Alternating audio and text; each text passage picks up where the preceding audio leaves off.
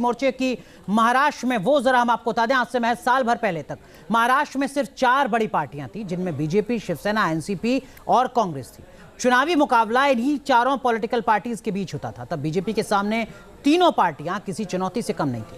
महाअघाड़ी के गठबंधन के बाद बीजेपी को इन पार्टियों से निपटना और भी ज्यादा मुश्किल हो चुका था, लेकिन अब 2 प्रमुख विपक्षी दलों को बीजेपी ने 4 पार्टियों में बांट दिया है, यानी महाराष्ट्र की सियासत में अब 6 पार्टियां हो गई हैं। दिलचस्प बात यह कि इनमें से 4 पार्टियां आपस में ही लड़ रही हैं। तो देखिए, शिवसेना की 2 पार्टियां बन चुकी हैं, शिवसेना शिंदे गुट, शिवसेना उद्धव गुट। एनसीपी 2 पार्टियां बन चुकी हैं, एनसीपी शरद गुट, एनसीपी अजीत गुट। वहीं बीजेपी अभी भी बीजेपी ही है, बीजेपी में किसी तरीके की बगावत नहीं है। कांग्रेस भी अभी तक बची हुई है, कांग्रेस में किसी तरीके की बगावत नजर नहीं आ रही है। लेकिन 4 की जगह अब महाराष्ट्र की सियासी घमासान में 6 पॉलिटिकल पार्टीज नजर आ रही हैं। तो पिछले 1 साल के दौरान महाराष्ट्र की जो सियासत है वो 6 धुरों में अलग अलग बट गई है। मौजूदा स्थिति यह है कि ड्राइविंग सीट पर शिंदे बैठे हुए हैं। अगर शिंदे बाहर निकलते हैं, एंटी डिफेक्शन को लेकर फैसला आ सकता है, तो ड्राइविंग सीट पर बीजेपी होगी अजीत पवार के सपोर्ट से। मौजूदा स्थिति के मुताबिक सरकार पर शिंदे का दबदबा है। शिंदे बाहर तब भी सरकार बची रहेगी अगर एंटी डिफेक्शन को लेकर एकनाथ शिंदे के खिलाफ फैसला आता है तो। अभी शिंदे बीजेपी की जरूरत है, बीजेपी के लिए अनिवार्य हैं, लेकिन अगर शिंदे बाहर निकलते हैं तो अजीत पवार शिंदे को रिप्लेस कर सकते हैं। शिंदे के पास 40 विधायक हैं और अजीत पवार दावा कर रहे हैं कि हमारे पास 40 से 2 ज्यादा 42 विधायक हैं। 16 विधायकों की अयोग्यता का डर एकनाथ शिंदे को, इसीलिए ये सवाल, ये कयास खड़े हो रहे हैं अजीत समर्थक विधायक अयोग्य हैं, ये शरद पवार गुट कह रहा है। हालांकि फैसला लंबा चलेगा, अदालत में पहुंचेगा। मौजूदा स्थिति में एनडीए के पास स्पष्ट बहुमत है। अगर एकनाथ शिंदे नहीं रहते हैं पद पर, तब भी एनडीए के पास स्पष्ट बहुमत बना रहेगा। तो 1967 में बारामती से विधायक चुने जाने के साथ ही राजनीति में शरद पवार की एंट्री के बाद से महाराष्ट्र में पवार परिवार की जो पावर है वो किस तरीके से बढ़ी है, वो आप देखिए। यहां पर शरद पवार सबसे बड़ा चेहरा, एनसीपी का की नई पीढ़ी का शरद पवार से ही राजनीतिक तनाव बढ़ गया है। पवार पीढ़ी परिवार में नई पीढ़ी के विरोधी खेमे का नेता अजीत पवार बने हुए। अभी महाराष्ट्र की राजनीति में शरद पवार सक्रिय हैं, उनके साथ उनकी बेटी सुप्रिया सुले हैं। शरद पवार के बड़े भाई दिवंगत अनंतराव के बेटे अजीत पवार और अजीत पवार के 2 बेटे भी पॉलिटिक्स में सक्रिय हैं। 4 भाई और 1 बहन के बीच शरद पवार तीसरे नंबर पर हैं। उनके बड़े भाई दिवंगत अनंतराव की 3 संतान, जिनमें अजीत पवार ही चाचा शरद पवार के साथ राजनीति में आगे बढ़े। अजीत के 2 बेटे जय और पार्थ हैं और वो भी सियासी तौर पर लगातार सक्रिय हैं। लेकिन मोटे तौर पर इस वक्त जो आप परिवार देख रहे हैं पवार का, उसमें शरद पवार का मुकाबला अपने ही भतीजे अजीत पवार से, और इस तनाव के बीच में एक सबसे बड़ी वजह शरद पवार की बेटी सुप्रिया सुले।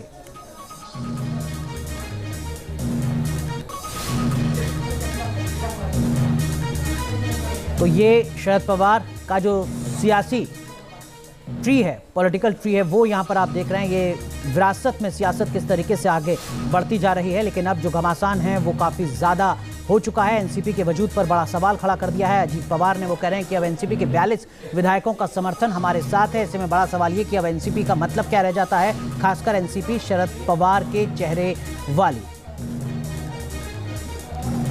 तो पिछले दिनों लगातार जो तनाव है वो बढ़ता नजर आ रहा था। मौजूदा सरकार में एकनाथ शिंदे के 40 विधायक हैं। अगर इनमें से 16 विधायक अयोग्य भी ठहराए जाते हैं, तब भी एनडीए की सरकार बची रहेगी। कैसे, आप इस समीकरण के जरिए समझिए। तो देखिए, महाराष्ट्र में कुल सीटें हैं विधानसभा की 288, बहुमत के लिए जरूरी आंकड़ा 145, सरकार की मौजूदा स्थिति 166। शिंदे के 16 विधायक अगर अयोग्य साबित होते हैं तो मौजूदा स्थिति बचेगी 145, लेकिन बहुमत के लिए जो आंकड़ा है वो 145 का है, तब स्थिति बचेगी 150। और अजीत पवार भी दावा कर रहे हैं कि हमारे पास भी 40 विधायक हैं, यानी तब सरकार की स्थिति होगी 150 + 40 यानी 190 विधायक भारतीय जनता पार्टी के पास तब भी रहेंगे। यानी महाराष्ट्र में बीजेपी की सरकार पर किसी भी तरीके का संकट मौजूदा स्थिति में नजर नहीं आता है। कुल मिलाकर आप समझ सकते हैं कि बीजेपी के दोनों ही हाथों में लड्डू।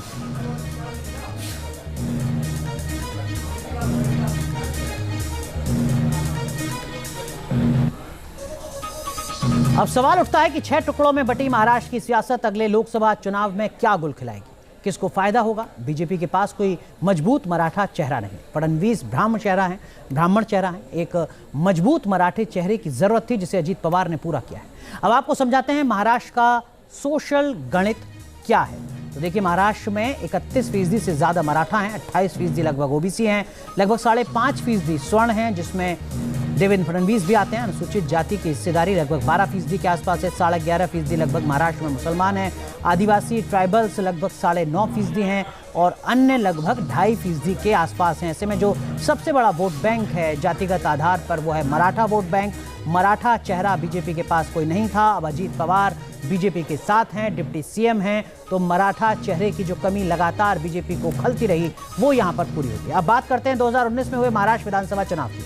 आपको बताते हैं कि इस चुनाव में किस पार्टी को कितना वोट शेयर मिला था। तो देखिए भारतीय जनता पार्टी को 25.75% वोट मिला था, शिवसेना को लगभग 16.5%, एनसीपी को लगभग 17.5%, कांग्रेस को लगभग 16.5%। लेकिन जो तस्वीर बनकर उभरी उसमें शिवसेना, एनसीपी, कांग्रेस ने मिलकर सरकार बनाई और उसके बाद हर कोई जानता है किस तरीके से एकनाथ शिंदे ने बगावत की और तस्वीर पूरी बदल गई। शिवसेना का सियासी वजूद ही खत्म हो गया, खासकर उद्धव गुट का। तो ये 2019 की विधानसभा चुनाव की तस्वीर।